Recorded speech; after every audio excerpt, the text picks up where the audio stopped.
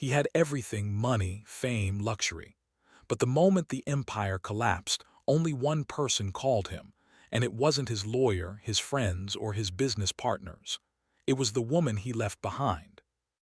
Liam Everhart never imagined his life would shrink to the square footage of a motel room. At 47, he was supposed to be coasting: power lunches, private jets, wine that cost more than rent. That was the deal. He had played the game and he'd won. Or so he thought. Just 3 years ago, he stood on the balcony of his Miami penthouse, holding a glass of something French and expensive, while his phone buzzed with congratulations. His real estate startup had just gone public. Billion-dollar valuation. CNBC wanted an interview. His mother called crying, proud, and overwhelmed. Even his ex-wife, Sophie, sent a clipped but kind text. "You did it. I always knew you would." The world had opened its arms to him. Everyone wanted something: partnerships, endorsements, interviews.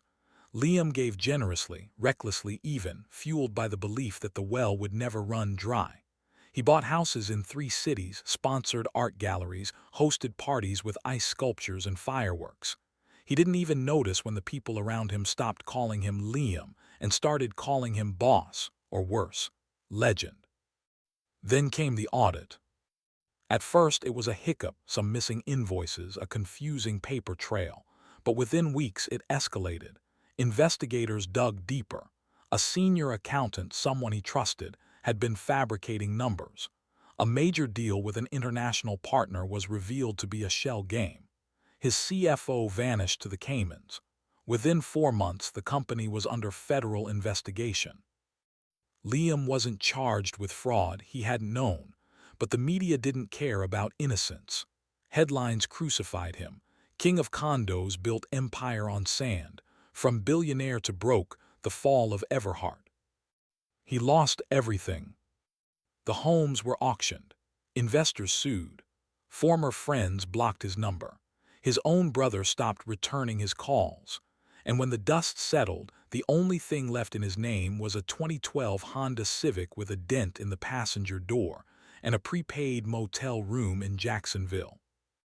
That's where he found himself one muggy Thursday in July, staring at the flickering neon vacancy sign, wondering if anyone ever came back from something like this.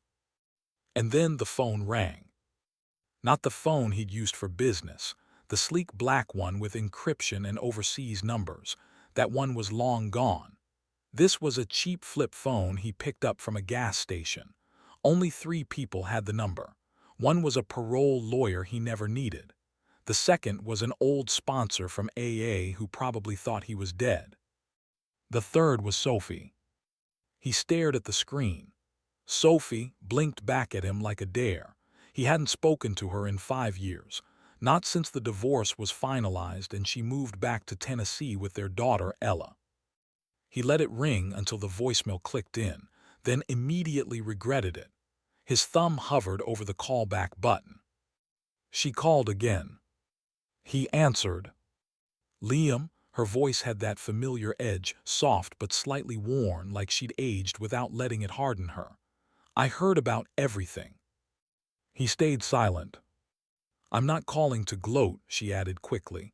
"Ella asked about you. She saw a video online. She said you looked tired." A sharp breath hit in his chest. "How is she?"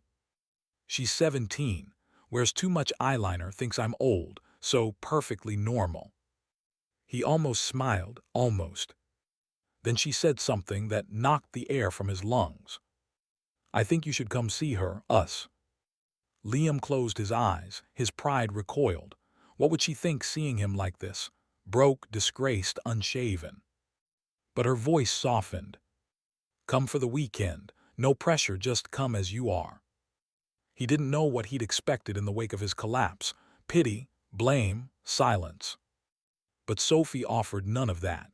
Just a simple invitation to return, not to wealth, but to something far more terrifying. Home. Liam pulled into the gravel driveway just past midnight, the Civic's headlights catching on a wooden swing hanging from an oak tree. It hadn't been there when he left. The house was the same pale blue cottage he remembered from their first years of marriage, tucked into the edge of a Tennessee cul-de-sac, modest and quiet. Back then, they dreamed of moving into something bigger, something with skylights, a pool, a foyer with a chandelier. Now, after everything, this place looked like salvation. He killed the engine, sat in the darkness for a moment. His reflection stared back at him from the windshield, eyes hollowed out, stubble uneven, collar wrinkled. He looked like someone who'd lost a bar fight with the universe. The porch light flicked on, the door creaked open. Sophie stood barefoot in jeans and a t-shirt, her arms crossed, not in anger but in some tired version of welcome. She looked older than he remembered, not in a bad way, just more grounded, realer. "You came," she said. Liam stepped out, clutching the duffel bag that held the sum total of his belongings. "I wasn't sure I should." "I wasn't sure I wanted you to," she replied, and for a moment the weight of honesty pressed between them. Then she stepped aside. "But Ella's asleep. You can stay in the guest room, showers down the hall." He nodded. No hugs, no warm reunions, just space, air, and the brittle trust of someone who'd been burned but left the back door unlocked anyway. Inside, the house smelled of chamomile tea and old wood. Photos lined the hallway. Ella at age 8 with missing front teeth, Sophie at a county fair, Liam himself at some long-forgotten picnic, holding a sparkler and laughing like a man who didn't yet know what it meant to lose. In the guest room, he sat on the edge of the bed and stared at the blank wall. He expected grief, guilt, maybe gratitude, but what filled him instead was something colder. Fear. Not fear of rejection or embarrassment. No, this was deeper. The fear of being truly seen, of facing the wreckage of who he'd become in the eyes of someone who once loved him. The next morning, he woke to the smell of bacon and coffee. In the kitchen, Sophie moved quietly, pouring batter into a waffle iron. Ella sat at the table, scrolling through her phone, headphones in. She glanced up when Liam walked in and froze. Her face, so like her mother, gave nothing away. "Morning," he said. She took out one earbud. "Hi." That was it. No hug, no tears, no questions, just a guarded hi. Sophie slid a plate toward him. "Eat. You look like a skeleton with opinions." He chuckled, then stopped, unsure if humor was allowed. He ate anyway. They sat in silence for most of breakfast. The clink of forks on plates, the low hum of Sophie's radio, a world trying not to be awkward. Then Ella broke it. "So, you're like poor now." Liam nearly choked on his waffle. "Ella," Sophie hissed, but Liam held up a hand. "It's okay," he said. "Yeah, I am." Ella studied him, eyes narrowing, not with pity but with curiosity. "Does it suck?" He hesitated. "More than I thought it would, less than I deserve." She blinked. For the first time, something softened in her face. Later, Sophie walked him out onto the porch, coffee mugs in hand. "She's not mad," she said. "She just doesn't trust easy." "Neither should she." Sophie looked at him, really looked. "You've changed, Liam."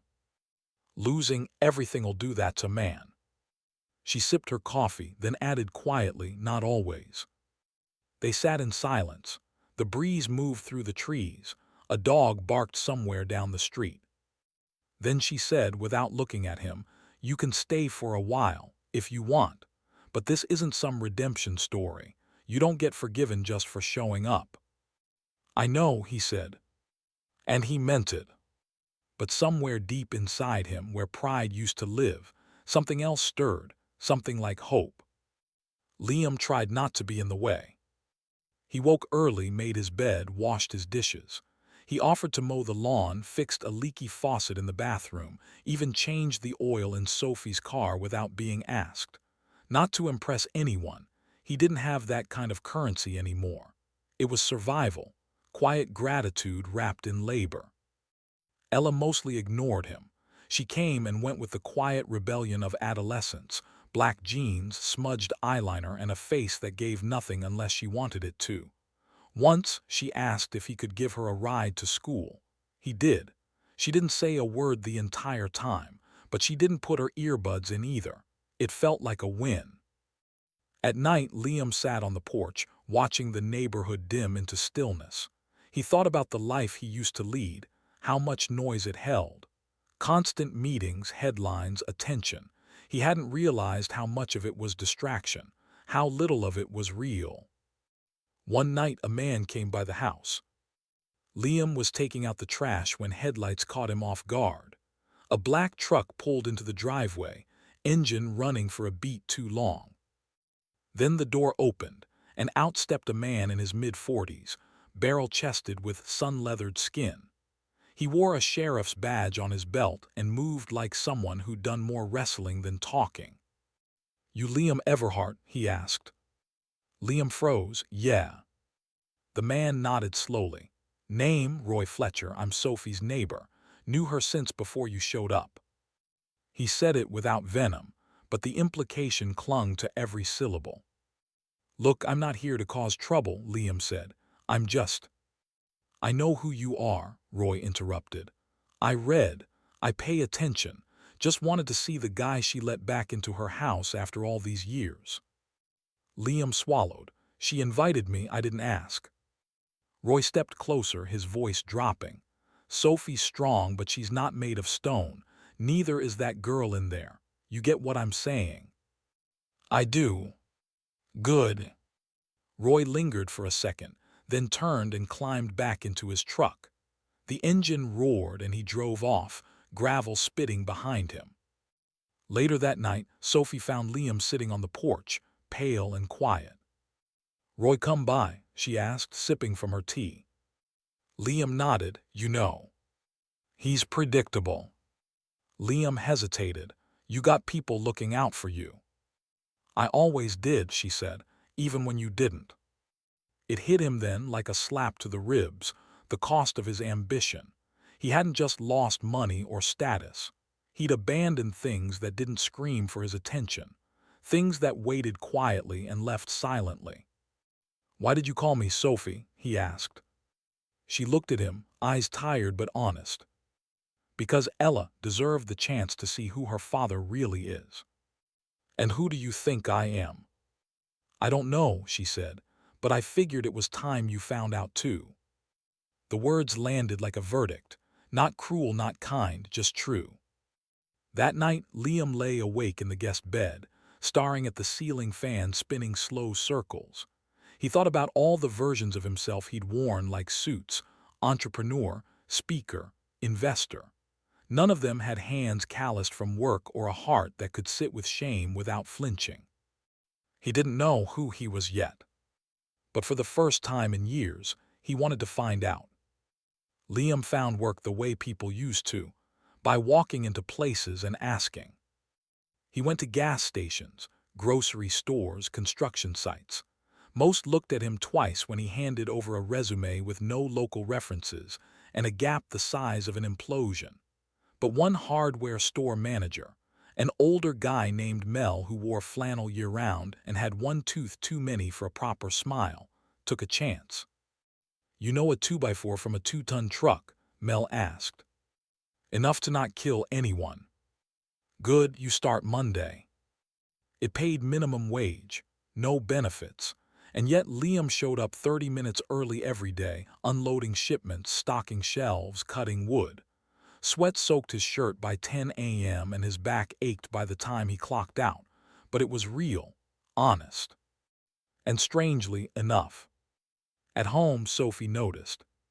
"You're quieter," she said one night, slicing vegetables for dinner. "Trying not to be in the way." She paused. "You're not." That was the first olive branch. Ella, too, began to shift. One afternoon, she came home from school and tossed her backpack onto the couch. "We're doing this career project thing," she said.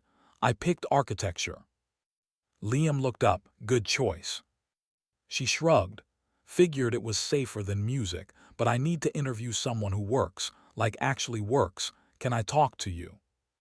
He blinked. "You want to interview me? I stock shelves." "But you used to build stuff, right? The company." "Yeah, I guess I did." So, you've been successful and then like not. That's interesting. He smiled. That's one word for it. She asked questions about risk, about failure, about what it feels like to lose everything you thought defined you. Liam answered honestly. He didn't sugarcoat the arrogance, the shortcuts, the blind spots. He told her how it felt to wake up and realize no one owed you a second chance, and yet you still had to try for one anyway. She typed everything into her laptop, nodding quietly. The next week her teacher sent home a note. Ella's project was raw, insightful, and beautifully presented. You should be proud. Sophie handed the note to Liam without a word. He held it like it might disappear if he moved too fast. Something had begun to settle in the house. Not comfort, not yet, but maybe grace.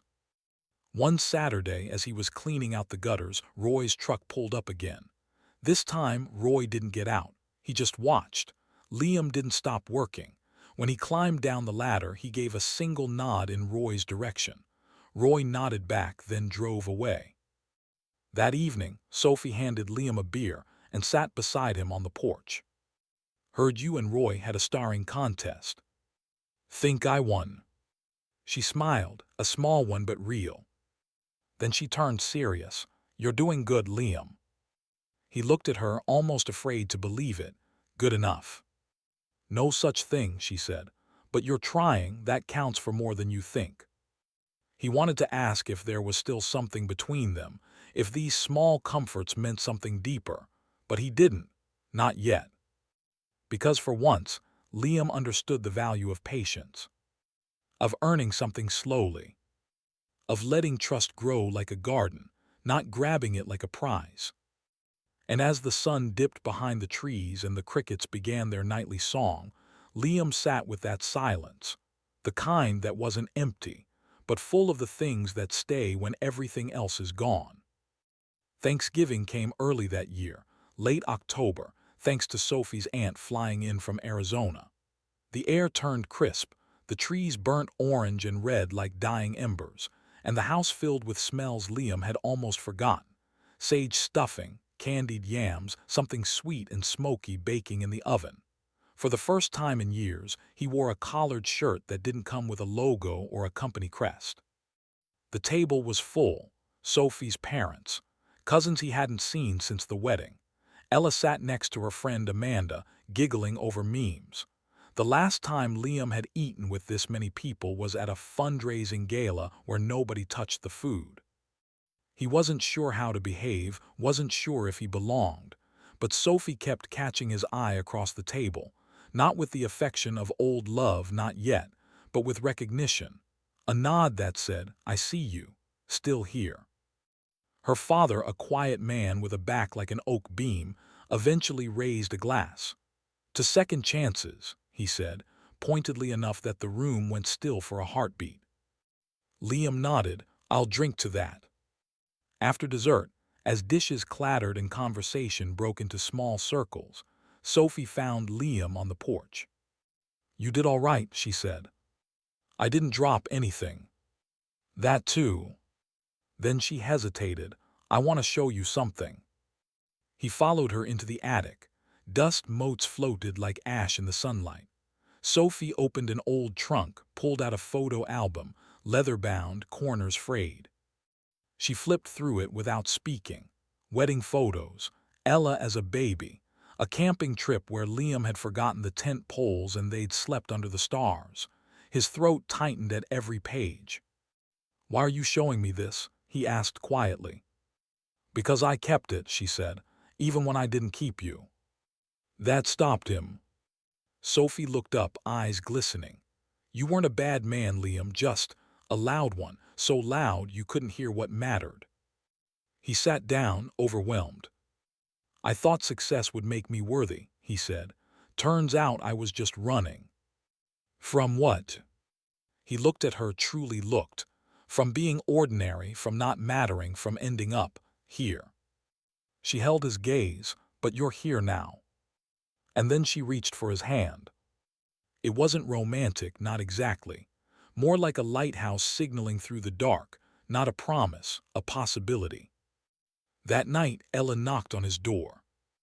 "I know this doesn't fix everything," she said, standing there in her pajamas, arms crossed like armor. "But I'm glad you came." Liam blinked hard. "Me too, kiddo." She lingered, then added, "Your civic sucks, by the way."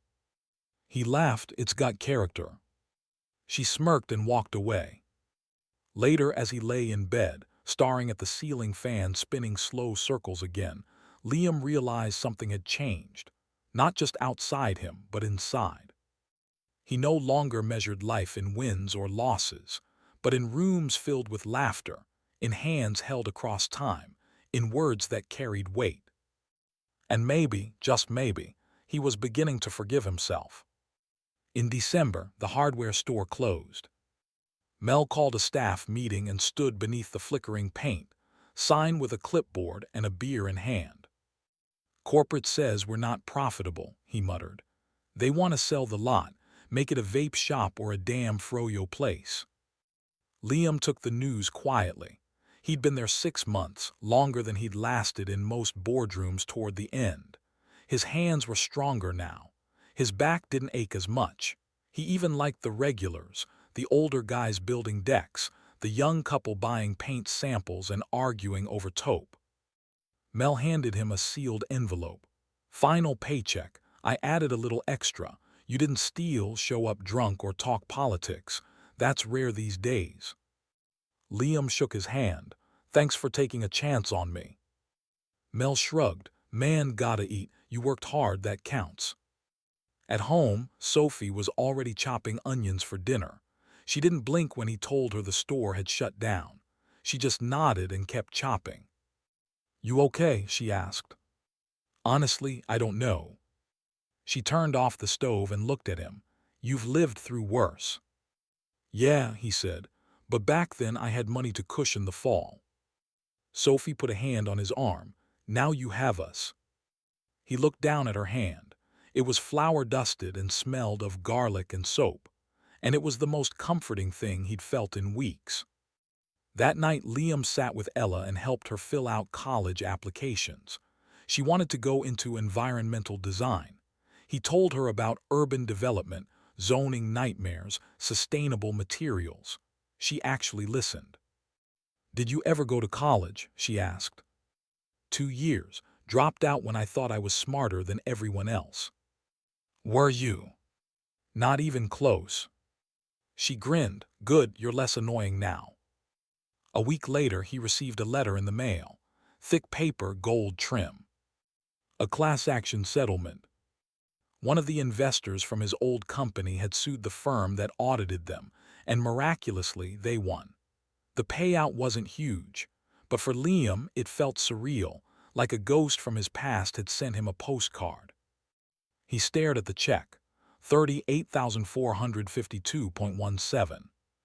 It was more than he'd seen in one place in over a year.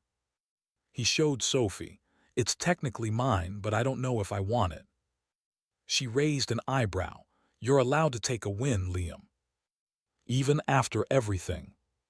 "Especially after everything." He deposited it, paid off old credit card debt, set aside some for Ella's tuition, bought a used washer for Sophie, and for the first time since moving in, took her out to dinner. A real one. White tablecloth, wine list, bread they didn't charge for. She wore a dress, he wore a jacket. They sat across from each other like adults with history and hurt, and a fragile peace between them. Sophie sipped her wine. "You look different. Less haunted. More grounded." He reached across the table, hesitated, then touched her hand. "I was wrong about what mattered." "I know. Do you think it's too late?" She didn't answer immediately, just looked at him, really looked. Then she said, "Not if you stay this time." Liam stayed. Not out of guilt or desperation, but choice. He found a job at a local contractor's office doing site inspections and permit paperwork. It paid just enough to keep the lights on and groceries stocked. He drove the Civic until the muffler finally fell off, then bought an old Ford truck that coughed when it started but got him where he needed to go. He rebuilt a life brick by brick, not the towering empire he once craved, but something quieter, realer. With Sophie, there was no grand reunion, no movie scene kiss in the rain, just slow evenings cooking together, shared glances across the dinner table, a sense that maybe love wasn't always about the fireworks, but the fact that someone still held your hand when the power went out. They talked more, not just about Ella or bills, but about the years between them, the things they never said, the versions of themselves that had to die so they could become the people sitting here now. One rainy night in March, Liam found Sophie curled on the couch, a book open on her chest, asleep. He pulled a blanket over her, sat down, and watched the storm outside. Thunder rolled low, like a drumbeat echoing from miles away. He thought about how he used to need the noise, the applause, the headlines, the endless chase. Now he found peace in silence, in the softness of ordinary things. Ella got accepted into 2 colleges. They celebrated with pizza and loud music. She hugged Liam tighter than she had since she was a little girl and said, "You're not so bad for an old guy." In the summer, Liam built a shed in the backyard with his own hands. Sophie painted the inside. Ella strung fairy lights along the ceiling. They turned it into a little reading room, a shared space, a symbol. One afternoon, Liam received an email from a former associate. A new venture, big money. They wanted his name on the website, a speaking tour, all expenses paid. He stared at the screen for a long time. Then he deleted it. That night, he grilled dinner, while Sophie gardened and Ella read a novel under the swing in the oak tree. And he realized he had already arrived. He had thought he was someone who once had everything, then lost it all. But that wasn't the truth. The truth was, he had only just discovered what everything really meant. And it wasn't stocks or skyscrapers or magazine covers. It was this: a house that smelled of roasted garlic and fresh laundry. A daughter who trusted him again. A woman who had forgiven him, not with words but with space and time. And a life that no longer needed to be big. Just honest,